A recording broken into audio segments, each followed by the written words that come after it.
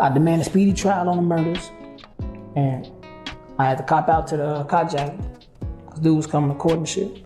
I still had another murder. I had beat set shit, but I still had reef shit. So he like, man, you know, I don't really want them putting that shit in front of the judge saying like, you know what I'm saying, yo, people, whatever. So I'm like, I just copped out 20 and 50.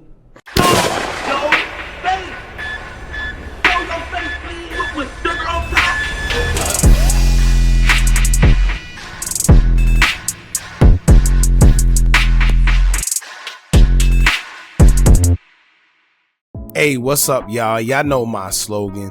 I don't know it all, but I know what I've been through. Now, before we get into this video, make sure you check us out on Patreon at www.patreon.com/Hookah Anonymous _. You guys have been telling us to create one for the longest, so we recently created a community where we will upload videos that we can't share on YouTube due to their guidelines. We'll also be dropping the latest to there first, behind the scenes information that you wouldn't find anywhere else on our socials. So make sure you become a member, and after you do that, head over to our official Instagram page at Hookah Anonymous _ and follow us there. Now without further ado, let's get into what you guys came here to see. Now, I can't lie, y'all, this is a day I thought I'd never see, but these days it seems like nothing is surprising anymore.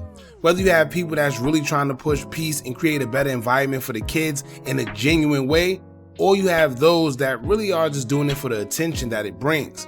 I don't know if that's the case here, but two of Chicago's biggest ops have came together during an interview with Chicago Wave and basically squashed their beef. Now y'all know, just like anything in this world, no matter what you do, there's going to be people that agree and there's going to be people that disagree. There's going to be people that feels what you're doing is good for the culture, while others may feel like it's not and it's all for social media. However you have it, I'll give my opinion after this, but I definitely want to know what y'all think, because this one right here is deep. Now, if this does affect the people in a positive way and it's indeed genuine, I feel they have the potential to start something positive where you may have ops from both sides coming together. But on the flip side, I don't want to be a Debbie Downer or a negative Nancy, but judging from history and what we've been seeing in Chicago, pushing peace isn't as easy as two people who are ops coming together. This is because, yeah, they may have put their differences aside, but two people don't speak for a whole organization. Yes, it can promote positivity, but everyone has to be on the same page in order for this to work. If you pay attention to what Jay may have done, yes, he may have impacted others to push peace, but it's still a lot of violence that's been happening. Some people may say, well, the ones who ain't with it don't have to be with it. But no, it don't work like that. Because for the ones that's not with it, those are the ones still committing acts of violence, and they're also the ones that make it hard for ops to feel comfortable, because with all the backdooring going on, nobody's trying to push peace with you if they don't feel 100% safe. And rightfully so, because there's no do-overs in this thing called life. So basically, when it comes to pushing peace, I think personally it's going to take a lot more than just two people, but it is a start in the right direction. And before y'all blame people for not agreeing with pushing peace, y'all have to remember that everyone would eventually get it at their own pace. The same way it took time for these guys to come to the conclusion that they want to push peace, it's going to be the same for others. You can't just judge someone just because you're ready to push peace and think they're automatically supposed to be on the same page at your pace. It don't work like that. Then on top of that, some been through more than others, and some also lost more than others to the streets. So you have to keep that in mind also. Now, before we get into everything, for y'all that don't know what's going on, Chicago Wave had put together an interview involving two Chicago rappers by the name of Blasian and Tay Savage. Well, Tay Savage and Blasian have been each other's ops due to claiming different sides, but not only that, Tay Savage was accused of taking the life of Blasian's mother, allegedly. Blasian's mother went by the name of Princess Streeter, aka Cess, and rumor has it that she was the getaway driver for guys from her side who went on drills. According to rumors, Princess was the getaway driver the night a rival by the name of Anthony Ray Welch, aka Welch, was shot and unalive. It said that on May 15th, 2010, around 7 p.m., two men were shot while walking near East 40th Street and South King Drive. One man was struck in the leg but survived, and the other, who was Welch, didn't make it. Rumor has it that the two people involved in the shooting were 757 members Ness and Neef, who who was also known to be Bonnie and Clyde of the drill culture. Allegedly, Princess aka Ness was the driver and Neef was a shooter. These two didn't get to live too long after that because it said that shortly after Welch's unaliving, both Neef and Ness would lose their lives in what some say was retaliation for Welch. Now on February 5th, 2011, Sess was on her way to a party with some friends near 2641 East 75th Street.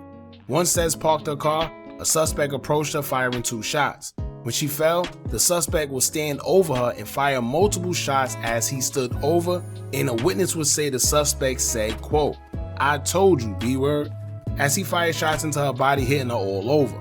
Witnesses say they could hear Seth screaming on the floor after the shooting, and she would later succumb to her injuries shortly after being taken to the hospital.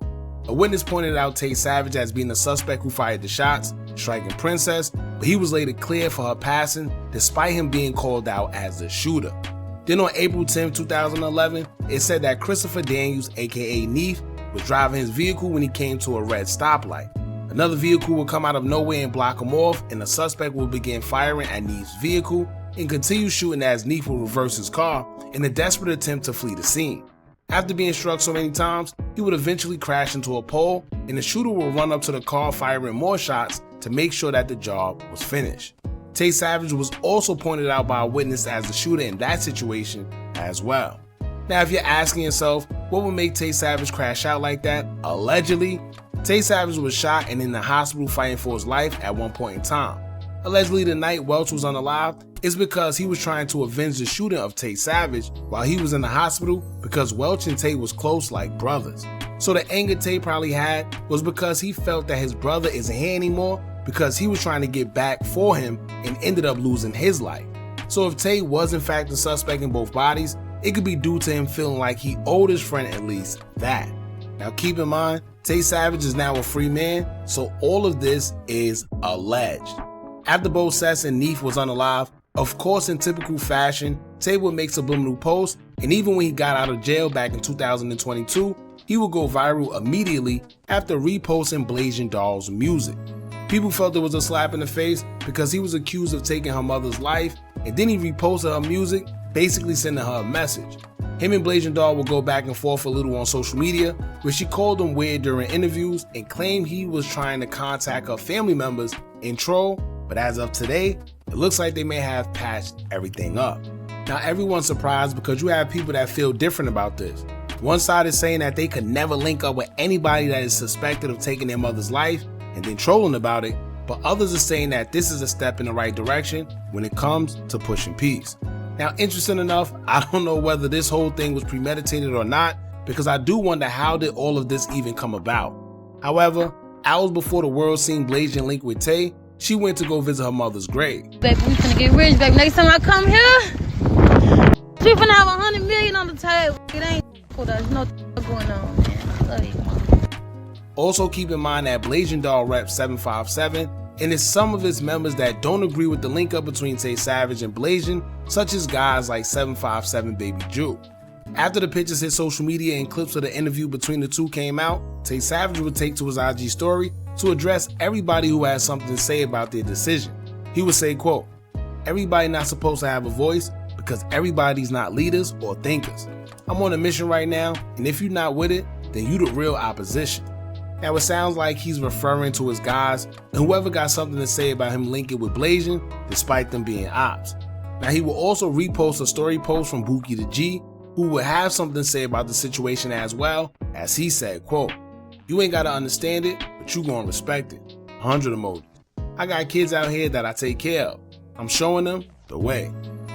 Now, you know, I do find it funny how when some of these guys finally wake up and come to their senses from all the BS, they always say the obvious, right? I got kids, like they ain't been have kids. Anyway, FYB J-Man will leave a comment about the link up as he would say, quote, "All things are possible if you believe in God.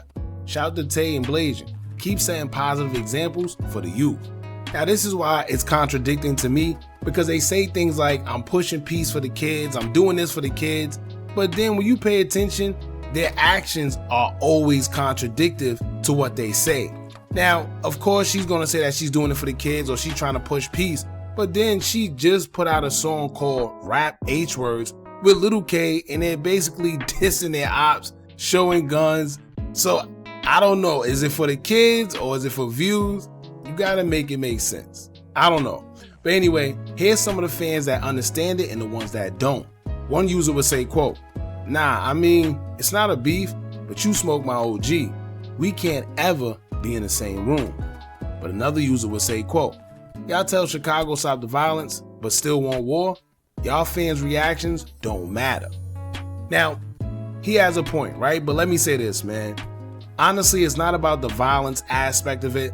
I personally feel that we can agree to not beef with each other and be cordial, but we don't have to link up or talk with each other neither like we besties, right? We can agree that if we see each other, it's not going to be a problem. No shooting, no fighting, none of that. You go your way and I go mine. But like I said, we don't have to be in the same room, keying, taking pictures, none of that. Understand, this man is accused of unaliving her mother. I'm not here for the whether he did it or not, because clearly he was picked up for it but was let go. So if the cops don't feel he's guilty, it's not my place to. However, it's no way in this world, it's no money in this world that's going to make me ever feel comfortable with being around someone that's even accused of taking my mother's life, let alone did it, right? And trolled about it. That's a different type of pain, man. Then to know that it was a time you trolled the situation, I can't. But that's just me though. Some people gonna agree and some ain't, but everyone's different, which is why you never judge anyone for how they feel. Now, if Blasian Doll's comfortable with that decision, who are we to judge? She's the one that had to live with it because it's her mother. I just wonder how her family feel, right? How the siblings feel, how the other 757 members feel that, you know, put in work and whatever. I don't know, man. This is crazy, but I had to bring this up because I do wonder how y'all feel about it. I want to know y'all opinions. Can you ever be cool or comfortable with someone who unalived or is accused of unaliving your mother? Let us know in the comments, man. Don't forget to like, comment, share, and subscribe. Hit that bell so you're notified every time we drop new content. And remember, as long as you keep on watching, I'm going to keep on dropping. And I'm out.